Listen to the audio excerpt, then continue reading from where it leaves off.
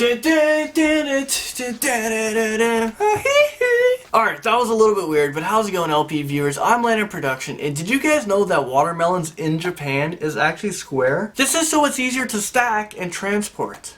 So in my last video I asked you guys, what would you do with $20 million? And this is what you said. Today's comment question of the day is, what's your favorite boy's name and what's your favorite girl's name? And don't even say Landon and Landina or something like that. And if you guys do, I'm gonna have to come kill you. Okay, so let's talk about the 25-year-old Indian woman, Manju Dharra. She hasn't eaten food since she was born. Wait, what the heck? This sounds like so unbelievable. But when I was reading it, I kind of believed it. She suffers from achalasia, which means she will vomit if she eats solid food. When she eats the food, when it goes down, it doesn't go into her stomach. And that's because there's this valve that's supposed to open up, but for her, it doesn't. It just stays shut. So there's nowhere the food can go but up. So to make up for her not eating, she consumes a lot of liquids. She drinks 4 to 5 liters of milk a day. I mean, holy crap, you can just imagine how costly that can be. Manju could get surgery and she'll be fine, but it's too expensive and the family is way too poor. So instead of the surgery, the family decided to invest in a cow where they can get free milk. Other liquids that she consumes is water, buttermilk, tea, and sometimes juice. Manju's mother was never concerned about her until she turned about 2 years old. And this is because around that age is when you start eating solid food. And then she noticed that every time she would eat, she would get very sick or just throw up. She has went to doctors so many times to figure out like what can they give her for this to like stop. But nothing has worked. Manju is actually 1 out of 7 children, but she's the only one that has this condition. I really hope the family is able to raise money and somehow get her this operation that she needs. Okay, so let's move on to this 14-week-old premature baby. This little guy right here, Rohan Rhodes. When he was born, he needed heart surgery right away. And this is why he was quickly transferred to St. Michael's Hospital where they can do that. Well, when he arrived there, doctors put him on a ventilator that's going to keep him alive. It's his only way of breathing. It flows oxygen into his body. And without it, there's not really a chance that he's going to survive. Well, guess what? The nurse that was looking after him allegedly turned off that machine. I mean, this is without any permission, and the next day the little guy died. Like, wow, is this real life right now? What the heck just happened? Investigators are looking into this case right now, and they found out that she doesn't even have the authority to do that. Like, what a tragedy this is. And there's not that much information because it just happened, and investigators still have to look into it. But what do you guys think should happen to the nurse? I want to know, like, what's her explanation? This was definitely like a parent's worst nightmare. So over in London, England, the world's oldest Holocaust survivor, Alice Hertz Sommer, just passed away at the age of 110 years old. For all of you young guys out there, the Holocaust happened during around World War II. And this is when Hitler led a team of Germans to kill as many Jews as they can. And this is all because